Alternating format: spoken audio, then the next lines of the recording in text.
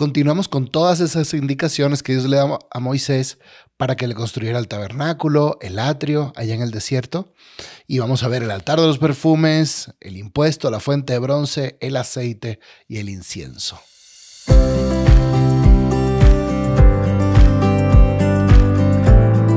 Esto es la Biblia, un podcast de Formar Apóstoles y CatholicNet que te ayudará a crecer en tu relación con Dios cada día.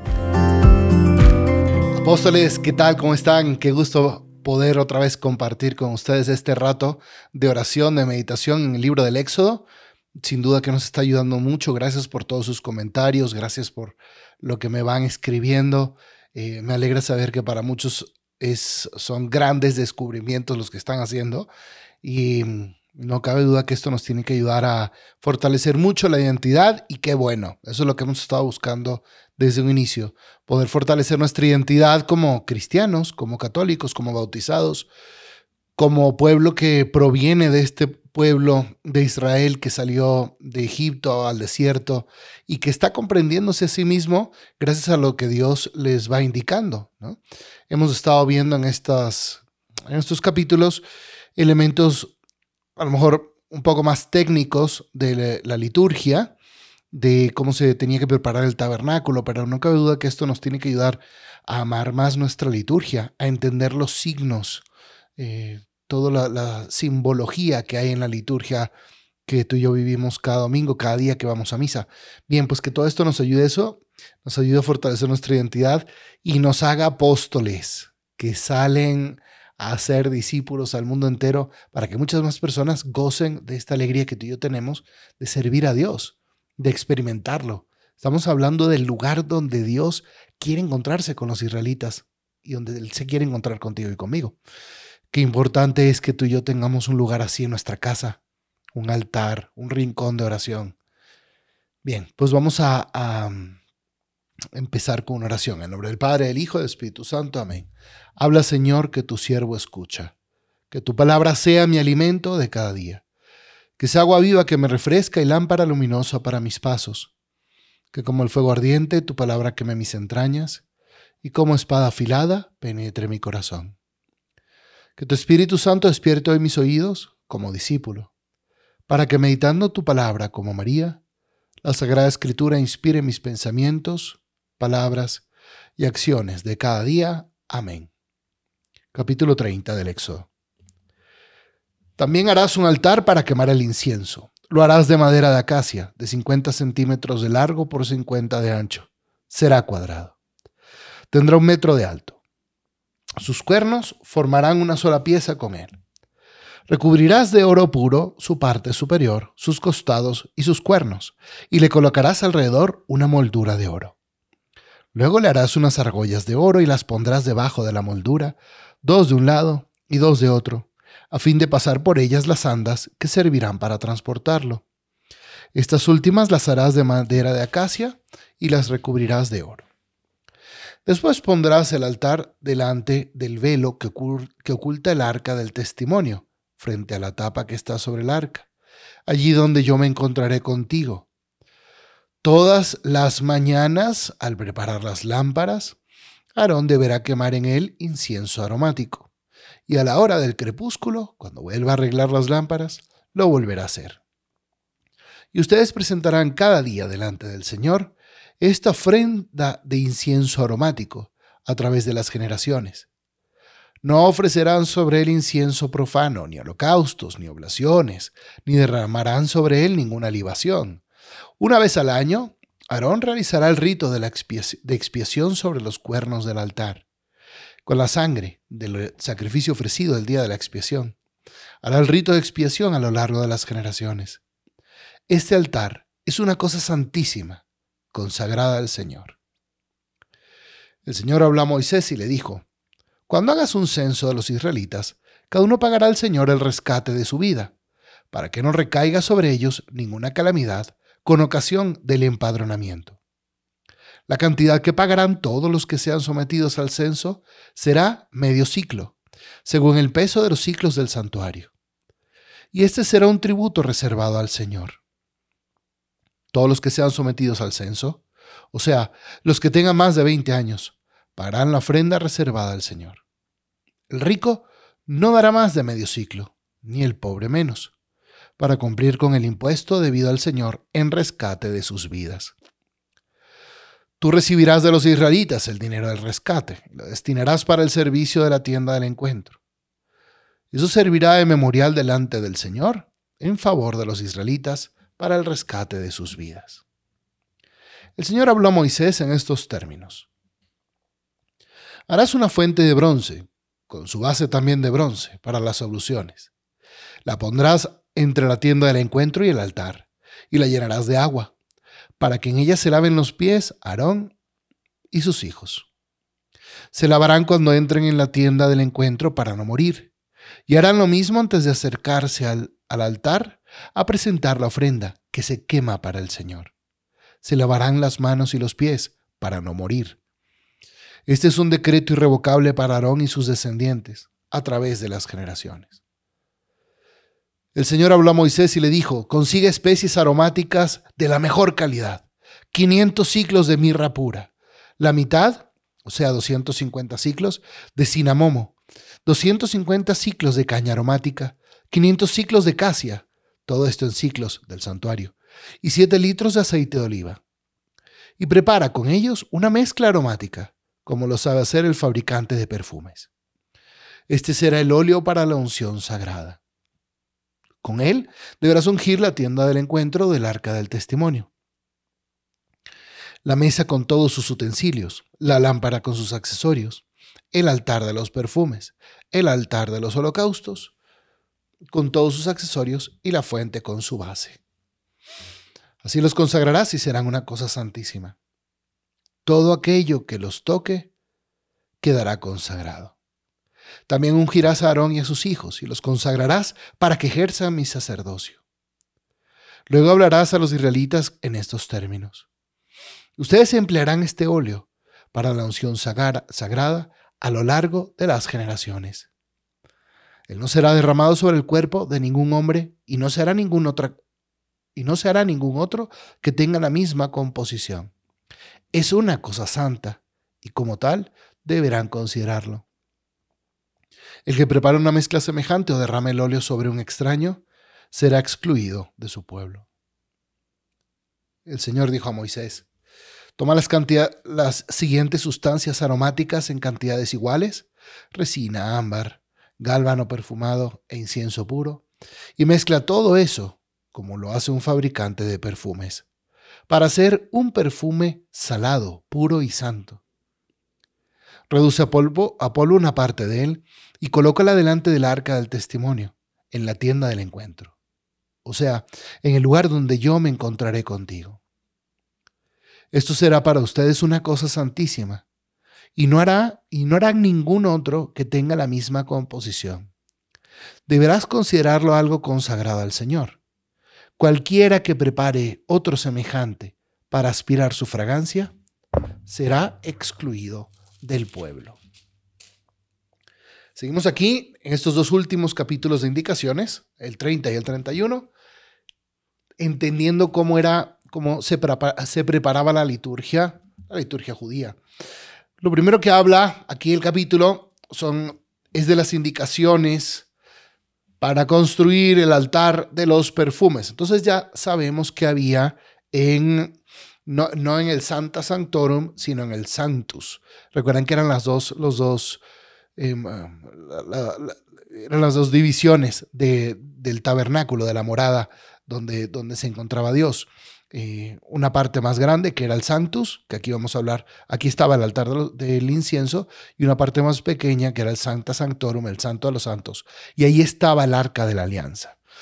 En ese santo, la parte grande, habían 3 cosas: la mesa de los panes, donde se ponían sus panes para ofrecerlos a Dios, un candelabro de 7 brazos y el altar del incienso, que es lo que vamos a ver ahora. Ese nos faltaba, ya habíamos visto la mesa con los panes, y es bonito porque esos 3 elementos litúrgicos simbolizan la mesa de los panes, nuestra comunión con Dios, el candelabro con sus 7 brazos simbolizaba el poder, la omnipotencia de Dios creador, y también el testimonio de luz que tenemos que dar al mundo.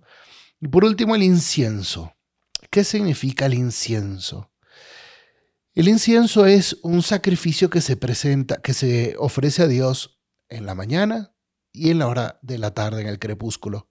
Fíjense, todos los días se tenía que ofrecer un holocausto en la mañana y en la hora del crepúsculo, y se tenía que ofrecer también incienso en la mañana y en la hora del crepúsculo. El incienso es un símbolo que siempre se ha utilizado en la liturgia. Bueno, el incienso venía de culturas anteriores a Israel, se usaba mucho en Mesopotamia, se usaba en Canaán, y además de tener un sentido muy práctico el incienso, que era el de perfumar a grandes aglomeraciones de personas todas sudadas, ustedes entenderán la necesidad de perfumar un poquito eso. Sobre todo significaba la alabanza que sube a Dios, la alabanza que sube a Dios. Dice el Salmo 141, que mi oración suba hasta ti como el incienso y mis manos en alto como la ofrenda de la tarde. Repito, nosotros los cristianos tenemos la liturgia de las horas, y los dos momentos más importantes de esa liturgia de las horas son como los ejes sobre los cuales se apoya, son las laudes en la mañana y las vísperas en la hora del crepúsculo. Seguimos ofreciendo este incienso espiritual todos los días a Dios. Sí, todos los días se lo ofrecemos a Dios. ¿Qué significa el incienso en nuestra liturgia? Bueno, crea una atmósfera agradable, festiva, crea un ambiente misterioso que nos indica que estamos entrando en lo sagrado, indica respeto o reverencia hacia una persona, el incienso. Por eso lo usamos con Cristo y con todo lo que simboliza a Cristo. Simboliza esa actitud de oración, de elevación de nuestra mente a Dios. Como va subiendo el incienso, así tiene que subir nuestra oración, nuestro pensamiento, toda nuestra alabanza a Dios. Es un símbolo de nuestra actitud de ofrenda, de sacrificio como creyentes a Dios. Nos une de alguna manera con los sacrificios que se ofrecen en el altar. Esa es la función del incienso. Nosotros también nos estamos ofreciendo en cada misa en el altar con Dios. ¿A quiénes se inciensa durante una misa? Bueno, todas las incensaciones se dirigen a lo que son símbolos de la presencia del Señor o a Cristo mismo. Se dirigen al altar, que es símbolo de Cristo. Cristo es el altar, en sí mismo es altar en la cruz. La cruz misma, que está puesta sobre el altar, es símbolo de Cristo. El libro del Evangelio es símbolo de Cristo. El que preside, el sacerdote, es símbolo de Cristo cabeza. A toda la asamblea, cuando tú vas a misa también y se usa incienso, te inciensan a ti. ¿Por qué? Porque tú también eres un símbolo del cuerpo místico de Cristo. Eres parte importantísima. Y por eso es que el misal romano se invita a usar el incienso en misas solemnes en 5 momentos. En la procesión de entrada a la misa, cuando llegas al altar, inciensas el altar. Cuando se proclama el evangelio, en el ofertorio. Y en el ofertorio ahí se inciensan las ofrendas que se van a convertir en el cuerpo, sangre, alma y divinidad de Dios, al altar, al que preside, a todo el pueblo. Y por último, en el 5º momento es cuando el sacerdote hace la elevación del pan y el vino consagrados, ya de la Eucaristía. En ese momento se inciensa directamente a Cristo, ya no un símbolo de él. El incienso en toda la Biblia se encuentra muy presente. Se encuentra incluso hasta en el final, en el Apocalipsis.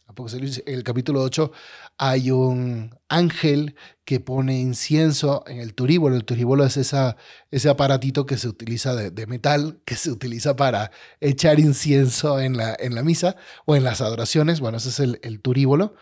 Y aparece ahí.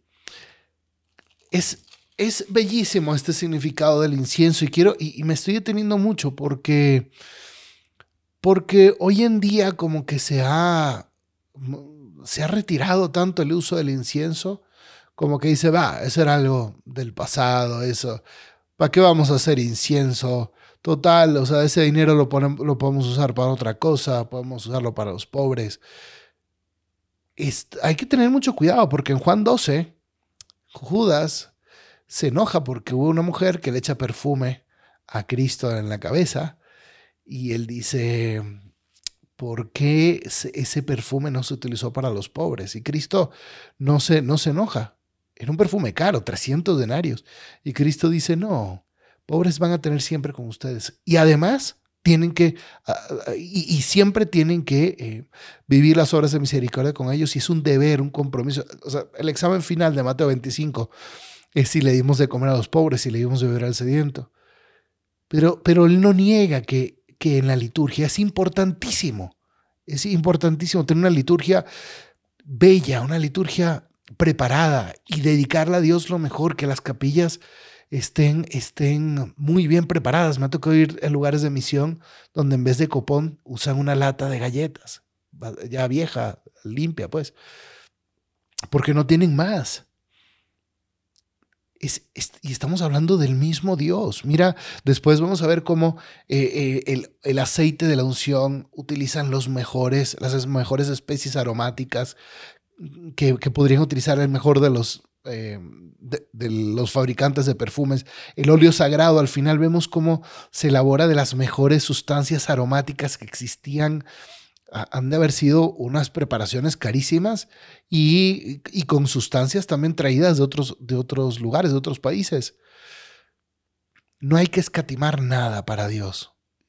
Y si eso es verdad con los elementos materiales, mucho, mucho más con nuestro tiempo, con los lugares que en nuestra casa dedicamos para Dios. El lugar donde va el cuadro que nos recuerda la presencia de Dios, de la Santísima Virgen, el altarcito que yo tengo en mi casa con una vela, con la Biblia, ahí a lo mejor en la entrada. Dios le está diciendo aquí al pueblo de Israel, prepárame lo mejor, porque eso no solamente es que enriquezca a Dios, eso nos enriquece a nosotros, porque entendemos la sacralidad de Dios y la dignidad tan grande que tenemos nosotros como sus hijos. Bueno, dice en el versículo 6 que pondrás ese altar delante del velo que oculta el arca del testimonio, allí donde yo me encontraré contigo. Dios tiene unas ganas bárbaras de encontrarse con nosotros. ¿Y cuántas veces ha repetido esto? Ahí me voy a encontrar contigo, ahí me voy a encontrar contigo, ahí me voy a encontrar contigo.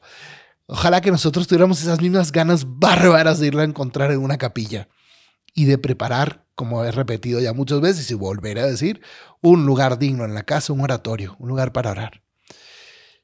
Se ofrece todas las mañanas y en el momento del crepúsculo, todos los días. Y algo interesante es que sobre este altar del incienso solo se va a ofrecer incienso, no se ofrecen animales, no se ofrece nada.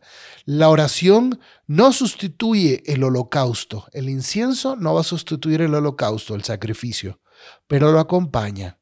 La actitud interior, simbolizada por el incienso, debe acompañar el holocausto. Por eso es que cuando se hace el sacrificio de expiación una vez al año, Aarón tomaba la sangre de la víctima y embarraba ahí los cuernos que están también en este altar. Tenía 4 cuernos en los 4 puntos cardinales, ¿verdad? En los 4 ángulos de este cuadrado, de esta caja que era el altar del incienso, había estos cuernos que simbolizan el poder. En la Biblia el cuerno es símbolo de poder. Entonces el sacerdote ponía sangre en estos cuernos y quedaba ahí todo el año. Era un poco para recordar que la oración está unida al sacrificio. El sacrificio está unido a la oración, la actitud interna con los gestos externos. Todo es importante. No hay uno sin el otro. Luego viene el impuesto del santuario. Miren, esto es interesante porque se creía, o los judíos creían que era, tú no podías contar lo que no te pertenecía, y hacer un censo de todo Israel, pues era algo muy atrevido porque el pueblo de Israel le pertenecía a Dios, no se pertenecían a sí mismos. Y por eso es que, por ejemplo, en el segundo libro de Samuel, capítulo 24, David ordena hacer un censo y así nomás, por sus propias pistolas, y Dios los castiga con una peste por su soberbia. Entonces aquí está diciendo, mira, si vas a hacer un censo, vas a pagar un rescate al Señor, un rescate por la vida de todos ustedes los que están siendo contados. Entonces era como para decir, Señor, sabemos que somos tuyos, pagamos este impuesto, o te pagamos este impuesto a ti para que tú nos permitas contarnos. El rico no dará más de medio ciclo, versículo 15, ni el pobre menos de medio ciclo. Qué interesante este simbolismo. No tiene mayor valor la vida del rico y la vida del pobre no tiene menor valor. La vida humana es sagrada, igualmente sagrada, independientemente de tu sexo, raza, religión, posición económica. La fuente de bronce viene después. Es interesante que la fuente de bronce ahí no se especifican las medidas, no tiene indicaciones de cuánto debe medir. Al parecer, algunos dicen que era literalmente como una fuente construida hacia arriba, otros dicen que era más bien como una piscina, como una alberca, pero en definitiva se utilizaba para purificarse antes del sacrificio y antes de entrar a la tienda del encuentro y después de ofrecer los sacrificios. Dice el versículo 19, para que ella se laven los pies a Aarón y sus hijos, y luego el versículo 21, que se laven las manos y los pies para no morir. Entrar en la presencia de Dios implica mucha pureza física y pureza de corazón. Por eso el sacerdote se pone un alba antes de celebrar la misa, subrayando el punto de que necesito estar puro, y es un recordatorio. Y durante la misa se lava las manos otra vez, repitiendo una frase del Salmo 51. Cristo le lava los pies a sus discípulos en la última cena. Esa era una función de los esclavos. Pero era un recordatorio para ellos que tenían que purificarse antes de entrar al momento de la última cena, de la comunión, antes de recibirlo a Él. ¿Cuánto se ha discutido sobre la necesidad de confesarse y de ser espiritualmente puros para poder comulgar? Esta cuestión de la pureza está clarísima aquí en la Biblia. Muchos dicen, pero es que la Eucaristía no es un premio para los perfectos, sino es el alimento de los imperfectos, de los pobres. Y claro que sí, pero en un lugar dice que siendo impuro, el imperfecto puede comulgar. Para eso está la confesión, para eso está el arrepentimiento de nuestros pecados. Necesitamos cuidar muchísimo nuestra pureza espiritual antes de acercarnos a comulgar. No es cualquier cosa. Incluso hay personas que están en situación en que no pueden comulgar por una situación conyugal, por una situación de vida, etcétera, etcétera.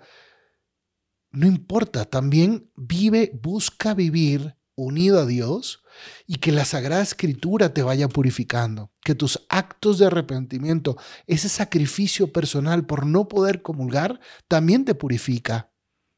También te purifica. Dios manda que se construya esa fuente. Dice el Salmo 24, versículos 3 y 4. ¿Quién entrará en el templo santo? ¿Quién subirá al monte del Señor? El que tenga las manos puras, el corazón puro. Necesitamos que nuestro corazón sea como un sagrario, purísimo. Y si tú sabes que estás en una situación de pecado, no te acerques a comulgar. Espérate. Si sabes que has hecho algo que ha ensuciado tu corazón, no metas ahí a Dios. Más bien, pídele a Dios que te lleve cada vez más a vivir una vida santa, una vida pura, y que Él sea tu alimento. Si no puedes comulgar, pídele al Espíritu Santo que venga a tu vida. Él puede entrar en tu vida y puedes percibir la presencia de Él fuertísimamente dentro de ti, que te quiere purificar. Hazlo. Pero respetemos el cuerpo, la sangre, el alma y la divinidad de Cristo en la comunión. Para eso se instituye la comunión.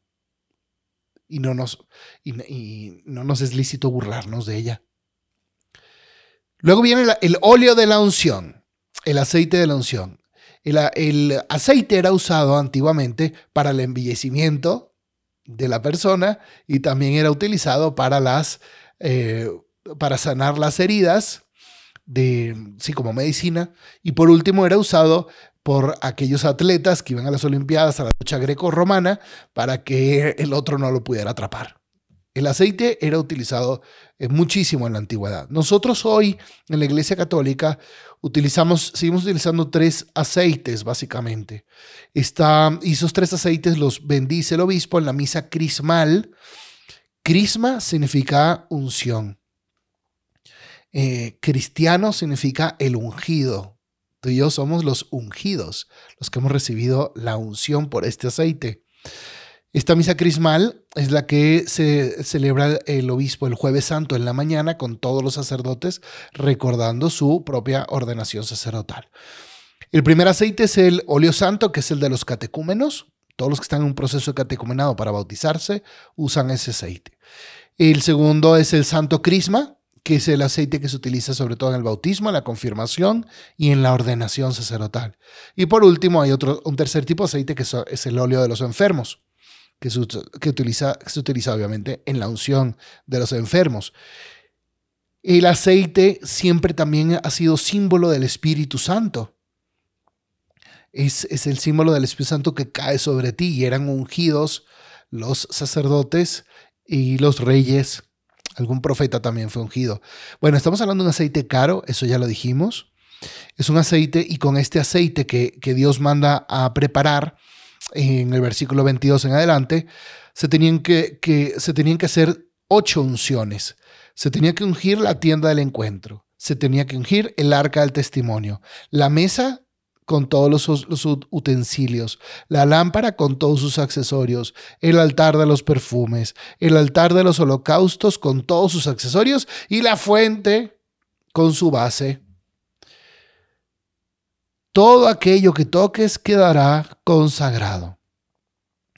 Y por último, el octavo uso, en el versículo 30 dice: con ese aceite ungirás a Aarón y a sus hijos y los consagrarás para que ejerzan mi sacerdocio.